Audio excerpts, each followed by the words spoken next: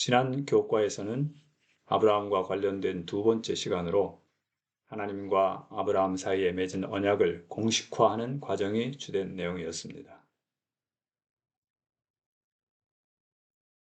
오늘 제8과의 제목은 약속이고 기억절은 창세기 24장 1절입니다. 함께 읽어볼까요? 아브라함이 나이가 많아 늙었고 여호와께서 그에게 범사의 복을 주셨더라. 창세기 24장 1절. 하나님의 명령을 따라 물설고 낯설은 가나안 땅에 들어온 지도 벌써 50년이 넘었습니다.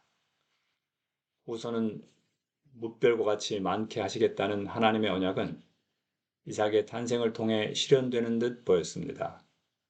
그러나 이삭이 20세가 되어 건장한 청년이 되었을 때 아브라함은 약속의 후손인 이삭을 제물로 바치라는 하나님의 음성을 듣습니다.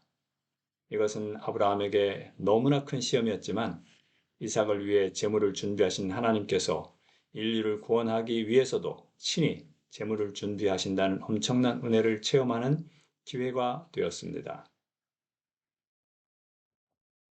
첫째 날입니다. 모리아 산으로 가서 약속의 후손인 이삭을 번제로 드리라는 하나님의 음성은 아브라함에게 너무나 큰 시련이었을 것입니다. 사람을 제물로 드리라는 명령과 그 제물이 약속의 후손인 이삭이라는 것은 아브라함을 너무나 혼란스럽게 했습니다. 그러나 그는 하나님의 음성을 알았고 하나님의 능히 이삭을 죽은 자 가운데서 다시 살리실 줄로 믿고 순종했습니다. 둘째 날입니다. 모리아 산에서의 사건의 핵심은 아브라함이 가졌던 믿음이라기보다는 하나님께서 희생 제물을 친히 준비하셨다는 것입니다. 모리아 산에서 이삭을 대신할 희생 제물을 준비하셔서 죽게 하신 하나님은 모든 인류를 위해서도 친히 희생 제물을 준비하셔서 죽게 하셨습니다.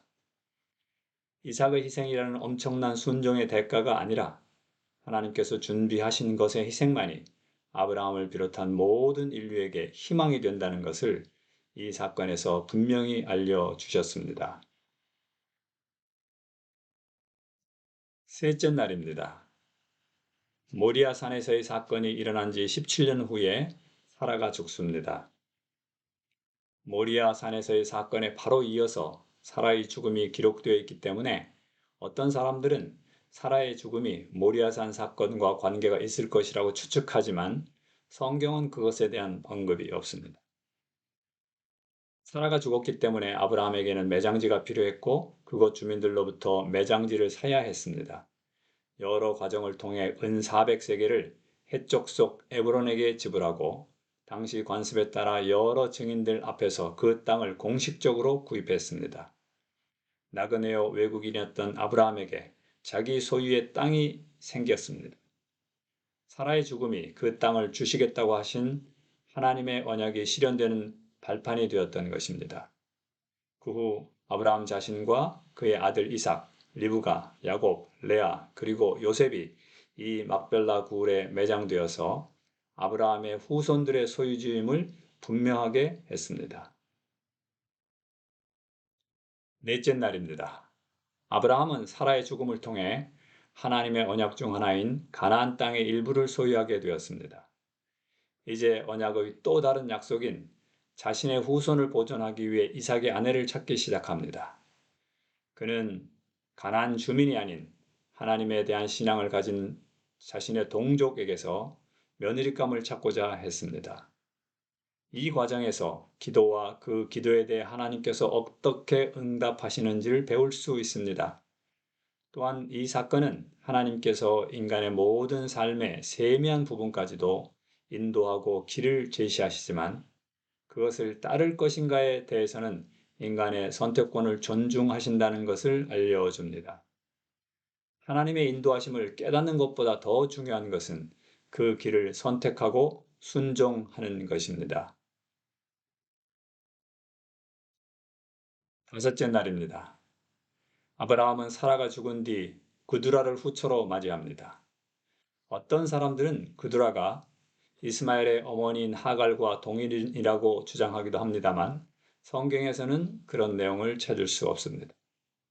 또한 아브라함이 후처를 취한 것이 하나님 보시기에 합당한 것이었는지에 대한 평가도 없습니다. 분명한 것은 아브라함은 하갈과 그드라를 통해 여러 아들들을 낳았고 그들이 여러 민족을 형성하므로 여러 민족의 아버지가 되게 하시겠다는 하나님의 약속이 성취되었다는 것입니다. 아브라함의 생애를 통해 우리는 하나님은 언약을 반드시 지키신다는 사실과 그 언약의 성취는 인간의 생애 전 과정을 통해 이루어진다는 것을 알 수 있습니다. 그러므로 모든 인류에게 주신 구원의 약속도 분명히 성취될 것입니다. 또한 우리 각자에게 주신 하나님의 약속도 반드시 이루어진다는 사실을 확신하면서 인내로서 기도하며 기다리는 믿음의 소유자가 되십시다. 행복하게 안식일 보내십시오. 감사합니다.